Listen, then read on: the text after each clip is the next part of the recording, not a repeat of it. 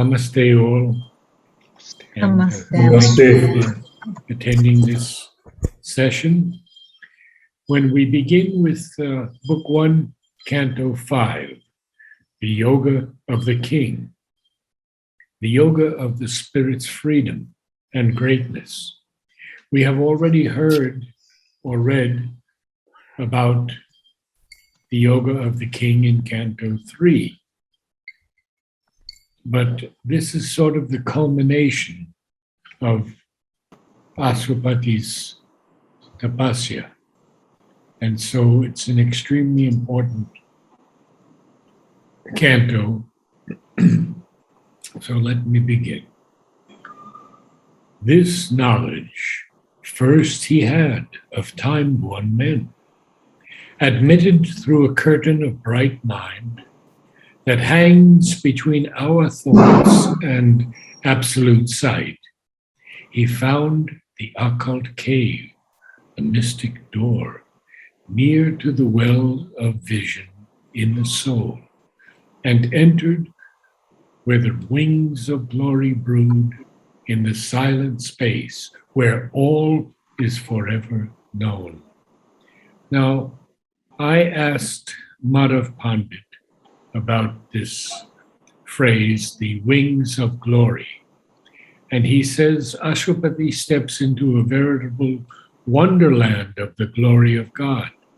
The glory is pictured as a huge bird whose wings are brooding over the new creation to come, just as a hen broods over its egg. These wings enfold and incubate the new truth in the offing. I asked Alok also, and Alok said, the arms of love that hold creation. This refers to the supramental consciousness that folds the lower finite creation in its limitless expanse under the wings of its omniscient knowledge and omnipotent power. So we see that Ashwapati finds this occult cave, this mystic door, and it's very near to the well of vision in the soul. And he enters where the wings of glory brood, in that silent space where all is forever known. Vladimir, can you give us something from the Vedas on this?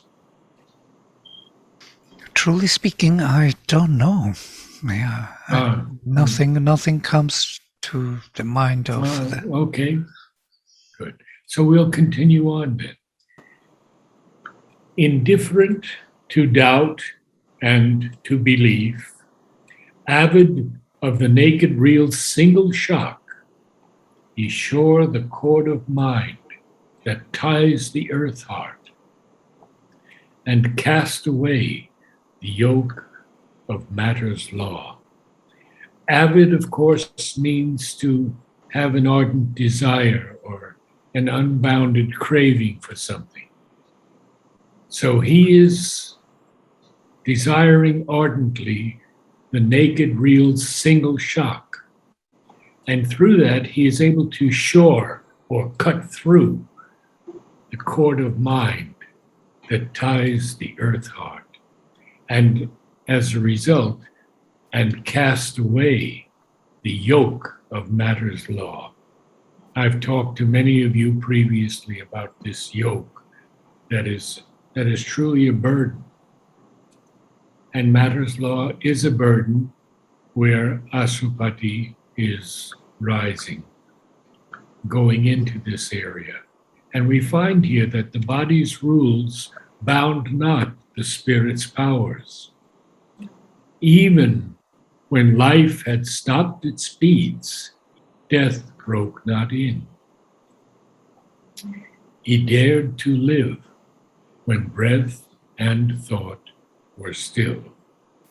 Well, we have found that many of the great yogis could stop their hearts and not allow death to break in. But Aswapati has dared to live when breath and thought were still. This enabled him to do the following.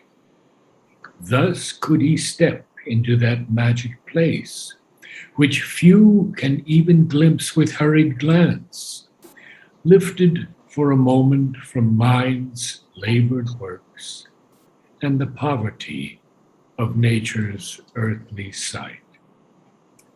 Well, this is an interesting passage because when he is able to stop life's beats, when he is able to live when breath and thought are no longer active, that enables him to step into that magic place. And of course, few can even glimpse it with a hurried glance, but lifted for a moment from mind's labored works. Very poignant statement. Lifted for a moment, only for a moment, from mind's labored works and the poverty of nature's earthly sight. Well, we've talked about this poverty of nature's earthly sight many times because we know that in taking birth in a body and going through this evolution, we have given up so many things. The power of the lion, the speed of the deer, the eyes of the eagle, etc. Now we have this line and a few lines more that are going to tell us something very, very interesting. All that the gods have learned is their self-known.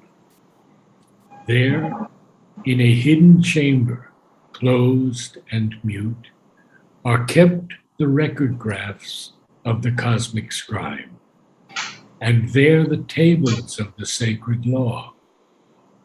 There is the book of being's index page, the text and glossary of the Vedic truth are there, the rhythms and meters of the stars, significant of the movements of our fate, the symbol powers of number and of form, and the secret code of the history of the world, and nature's correspondence with the soul are written in the mystic heart of love. Well, we have to go back here and look at many, many things here. Because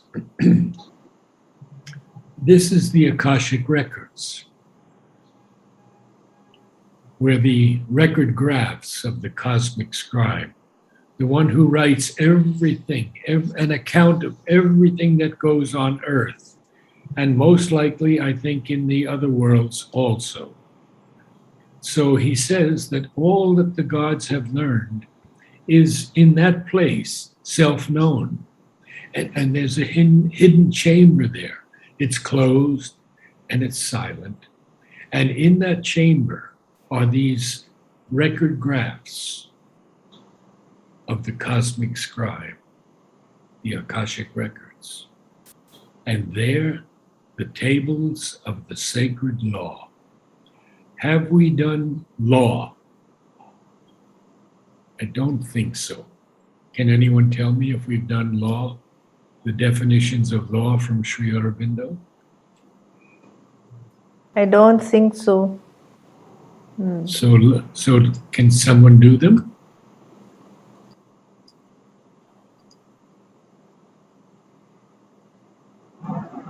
Yeah, I can do them. Okay. Law, Sri Aurobindo. All cosmic and real law is a thing not imposed from outside, but from within. All development is self-development. All seed and result are a seed of a truth of things, and result of that seed determined out of its potentialities. For the same reason, no law is absolute, because only the infinite is absolute, and everything contains within itself endless potentialities, quite beyond its determined form and course, which are only determined through a self-limitation by idea, proceeding from an infinite liberty within, from the life divine. So we see that cosmic and real law is something that is not imposed from outside, but from within. As all development is also self-development. All seed and result are seed of a truth of things, and result of that seed determined out of its potentialities. So no law can be absolute, because only the infinite is absolute. And we'll see later on that laws change according to the times and circumstances. So please continue, Nisha. From the life divine, all true law is the right motion and process of a reality, an energy or power of being in action, fulfilling its own inherent movement, self-implied in its own truth of existence. This law may be inconscient, and its working appear to be mechanical. That is the character, or at least the appearance of law in material nature. It may be a conscious energy, freely determined in its action by the consciousness in the being, aware of its own imperative of truth, aware of its plastic possibilities of self-expression of that truth, aware always in the whole and at each moment in the detail of the actualities it has to realize. This is the figure of the law of the spirit. Carry on. From the Essays in Philosophy and Yoga. Law is nothing but a mode or rule of action. It is called in our philosophy not law, but dharma, holding together. It is that by which the action of the universe, the action of its parts, the action of the individual is held together. From the human cycle, law is necessary for order and stability, but it becomes a conservative and hampering force unless it provides itself with an effective machinery for changing the laws as soon as circumstances and new needs make that desirable. This is very important. It becomes a conservative and tampering force. It hampers us unless it provides itself with an effective way for changing laws as soon as circumstances and new needs make that desirable. Very, very important. But it's not the laws that we usually have in America, at least, and in Europe, where they tend to be almost inscribed in stone. By the way, this I wanted to mention that there is a new tendency in Europe, and at least in Norway. They call it neoliberalism, and this is interesting. That is some kind of the feedback from the community, yes, on the functioning of the laws. So from anywhere, individual can write that this and this happens, and the law is not really supporting this movement, and they take it into account and they review the law. Yeah? So it is constantly upgraded, ongoing upgrade. Who is they? The government, yeah. So Okay. they have the whole system in place which takes the feedback of the community constantly in to upgrade the functioning of the whole country. This is an amazing system. They call it neoliberalism, which is kind of supportive from the bottom up. Yeah, so asks for feedback constantly of how it is functioning, wants to know the efficiency of the law. Well, it seems to me that this is what is needed in Oroville also. Oh, definitely. There are so many rules in Oroville. Yeah. And I have been raked over the coals, as we say, just for attending one meeting. But Incredible. I won't go into that with others. But so we continue on now. There is the Book of Beings index page. Well, I have a few things here from Alok, Amal, and Nolini. Alok says the Book of Being is the eternal Veda, secret within the very heart of creation.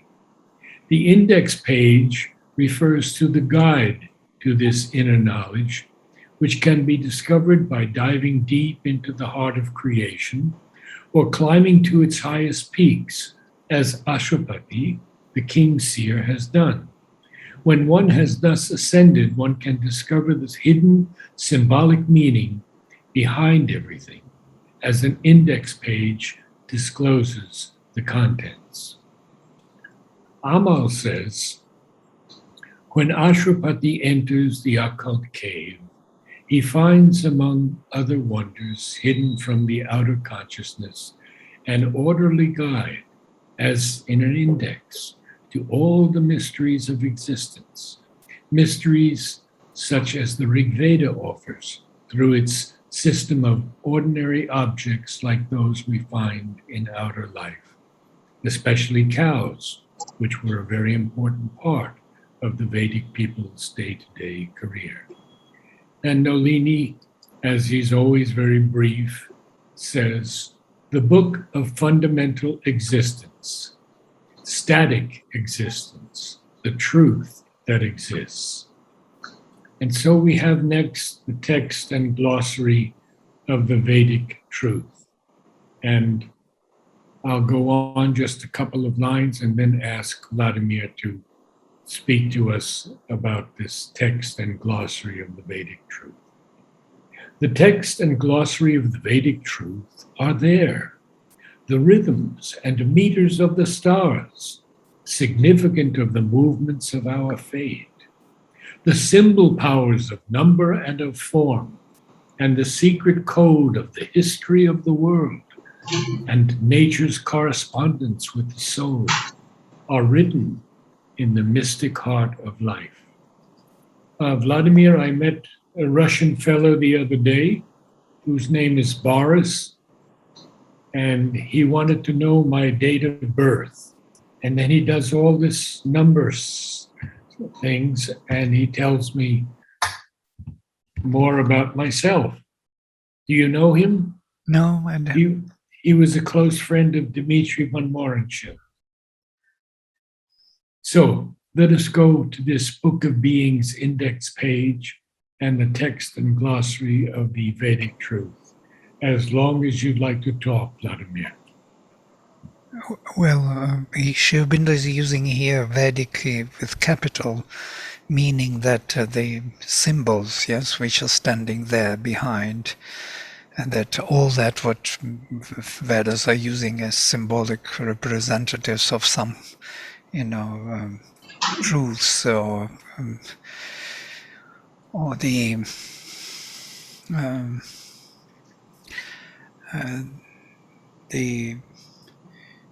some kind of archetypal truths, yeah, so which are available to all of us in different times. For example, the movement or the speed can be represented not only by a horse but by the train, the car, flight. So this depends on the civilization and the means available, but the truth of that idea of movement would be there. Yeah? So, and these archetypal truths are put in such a format that they give you a sense why and how they correlate. They give you a knowledge which is, by knowing which, everything can be known, because you understand that everything here in this world is symbolically representative of that particular archetypal world. Yeah?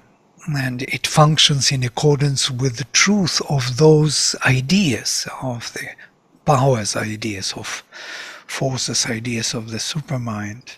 So that is the glossary and Vedic truths, I think, at least, that that list of ideas, powers like Satchit Ananda or Satchit Tapas Ananda. These are the highest ideas of our existence, which generate so many varieties of symbolic representatives here. So knowing them, you can see them through in manifestation. And your life becomes very different because they are real. They are not just some kind of outcome of the physical existence. Yeah? It's rather Yes. other way around. Physical existence is the symbolic representative of those powers. Yes. So we have this symbol powers of number. That's why I mentioned Boris. And the rhythms and meters of the stars. Of course, astrologists have dealt with this for years, and Sri Aurobindo does not put it down. He says there's certain truth in all of this. So all of these things, including nature's correspondence with the soul, are written in the mystic heart of life. And now we will go to page 75, and we'll see what else is going to happen. In the glow of the spirit's room of memories, he could recover the luminous marginal notes, dotting with light the crabbed, ambiguous scroll, rescue the preamble and the saving clause of the dark agreement by which all is ruled, that rises from material nature's sleep to clothe the everlasting in new shapes. Well, this passage is so profound, and we have to go through it slowly. What are the spirit's room of memories but the memories of all the occurrences on earth, for sure? He could even recover these luminous marginal notes.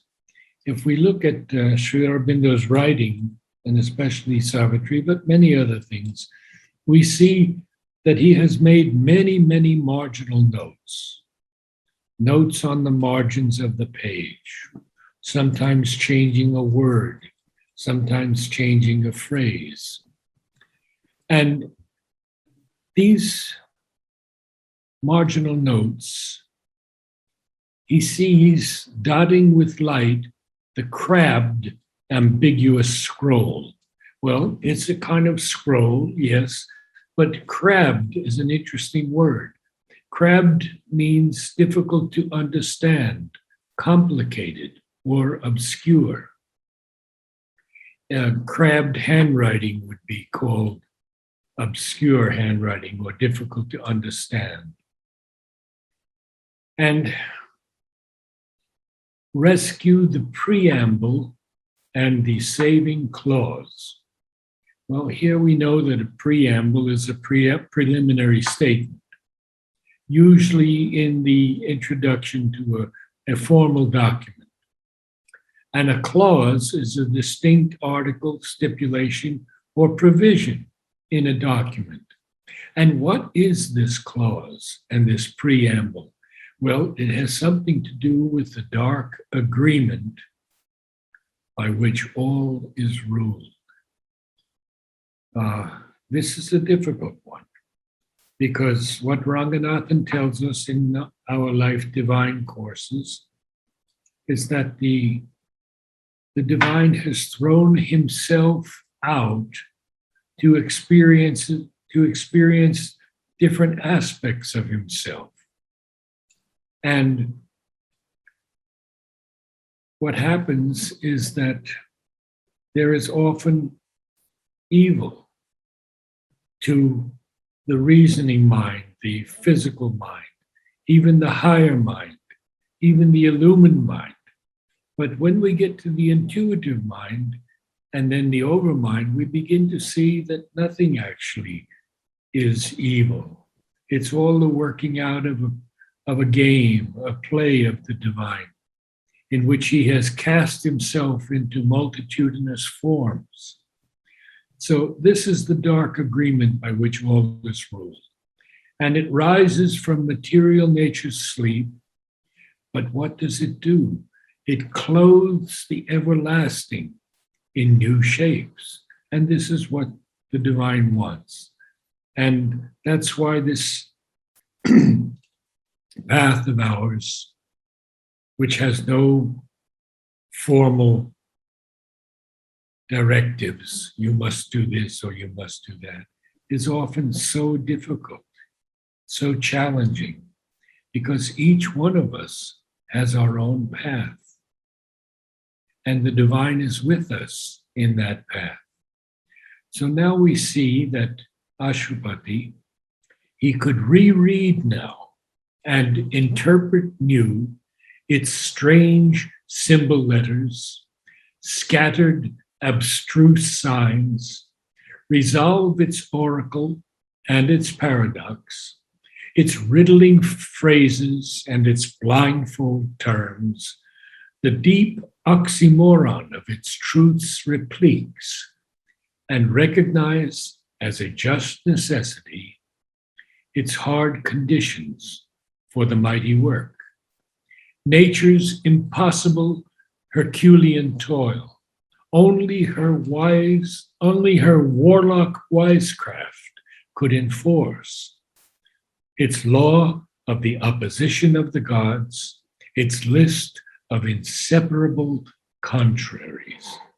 Well, there's so much here. It's going to take us a while.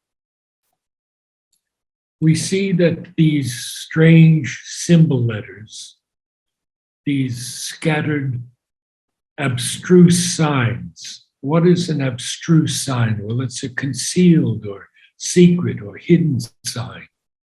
It can also be hard to understand and difficult to understand.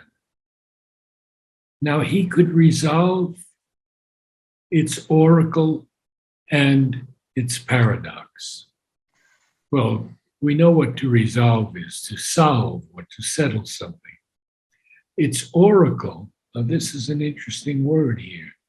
It's usually, of course, has to do with people such as a priestess through whom the deity is held to respond when consulted. But in this case, for me, it's a command or a revelation. And it's paradox. The paradox is something that exhibits an apparently contradictory nature. It's a puzzle, it's a riddle. He could resolve its oracle and its paradox, its riddling phrases and its blindfold terms. Riddling here, an interesting word, perplexing, enigmatic, puzzling phrases. The deep oxymoron of its truths repliques.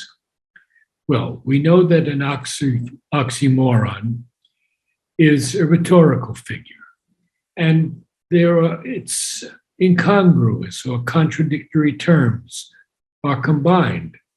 So we could have something like a deafening silence, or a mournful optimism, or cruel kindness, or to make haste slowly. So we understand an oxymoron. But what is that oxymoron? It's of its truths repliques.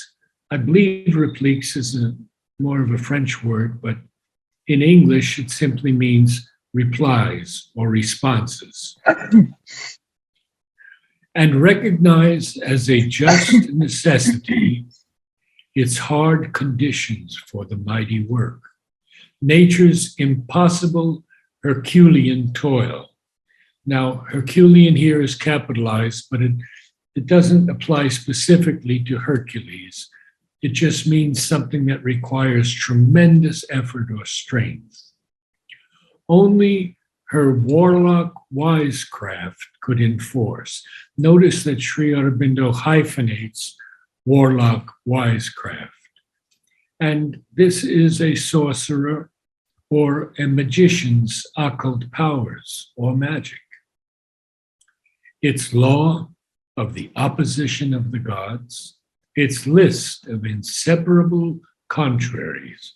Well, we know about the opposition of the gods because Mother tells us about the emanations that were first sent down and how they were so proud of their power that they changed into the opposites. She speaks of it as a parable, which of course it has to be. So truth becomes falsehood, love becomes hate, etc., etc. These inseparable contraries, he can see these things and he can recognize them as a necessity that's just. And he can see that these hard conditions for the mighty work and nature's impossible Herculean toil, only this magician, this sorcerer, or this person with occult powers could enforce them. And its law of the opposition of the gods. We've covered that. Its list of inseparable contraries.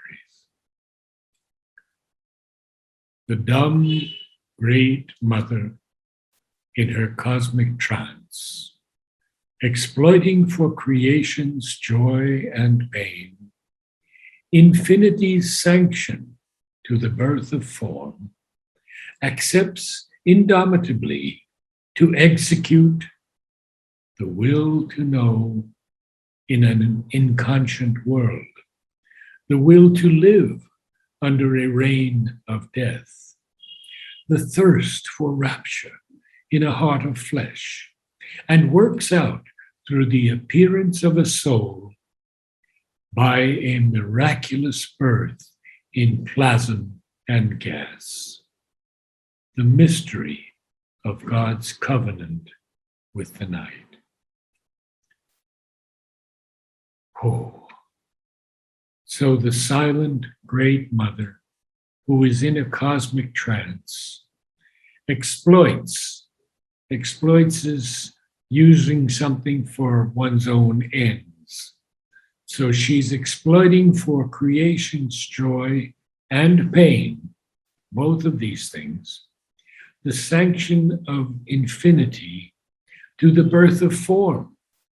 And she accepts indomitably to execute the will to know in an inconscient world, the will to live under a reign of death, the thirst for rapture in a heart of flesh, and works out through the appearance of a soul by a miraculous birth in plasm and gas, the mystery of God's covenant with the night.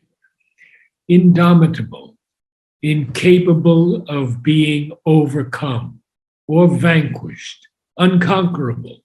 So she accepts indomitably to execute that will, the will to know, the will to live, the thirst for rapture. And she works out through the appearance of a soul. And here we get into the evolution of the soul and the birth of the soul by a miraculous birth in plasm and gas. Little humor here. The protoplasm of the germ cells that contains chromosomes and genes. And what does she work out through this appearance of a soul? By this miraculous birth in plasm and gas, she works out the mystery of God's covenant with the night. Now, this covenant is a binding agreement, a compact. And I think I'd like to stop there today because we've had a lot of definitions, a lot of these brilliant, I would say, mystical mantric lines that very few have ever come across, because it is Sri Aurobindo who here who is here speaking of his own progress. And we will see when we get to book 2 that he still has to climb this world stair. And that book is 15 cantos. So I thank you all. If there are any questions, Yes, Narad. Do you have 2 minutes at the end of this call? yes, certainly. If it's okay, I just need 2 minutes. Surely. Okay. We'll talk on Skype. Yes, sure, Narad. Very good. Okay. Thank you all. Namaste. Thank you, Namaste. Namaste. Thank you. Thank you. Namaste. Thank you. Thank Namaste. you. Thank you. So, Thank you. Namaste. namaste. And Namaste.